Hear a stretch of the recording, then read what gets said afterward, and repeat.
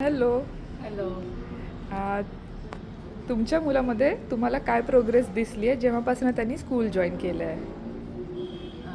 चांगलं दिसते म्हणजे तो सगळं येऊन इथं सांगतो म्हणजे स्कूलमध्ये काय काय झालं आणि मॅम काय बोलल्या, मॅमनी काय शिकवलं वगैरे.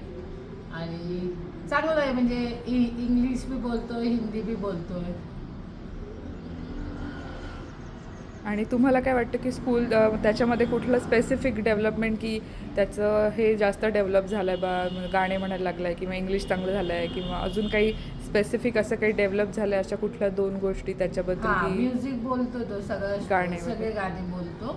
आणि बाकी आता त्यांनी हे पण शिकवलंय ना, फ्रान्स भाषा, ते बी नंबर बी तो सांगतो.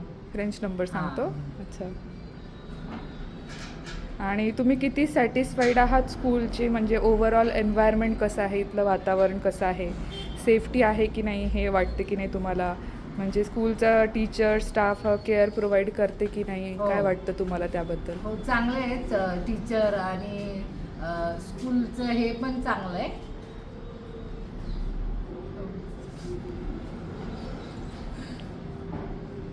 तुम्ही दुसऱ्या पॅरेंट्सला स्कूल रिकमेंड कराल का की या स्कूलला घ्यायला पाहिजे की नाही घ्यायला पाहिजे?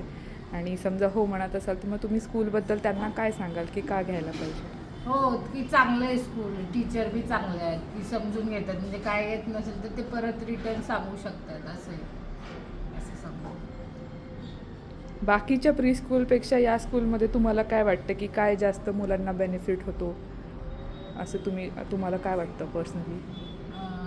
की बाकीचे म्हणजे की सगळं वेगवेगळं शिकवलं जातं इथं. आता जास्त तर इंग्लिशच शिकवलं जातं आणि आता तर फ्रान्स भाषेचं त्यांनी चालू केलेलं आहे आणि हिंदी पण असतंय. बाकी पॅरेंट्सला तुम्ही स्कूलबद्दल काय सांगाल, त्यांनी काय ॲडमिशन इथे घ्यायला पाहिजे?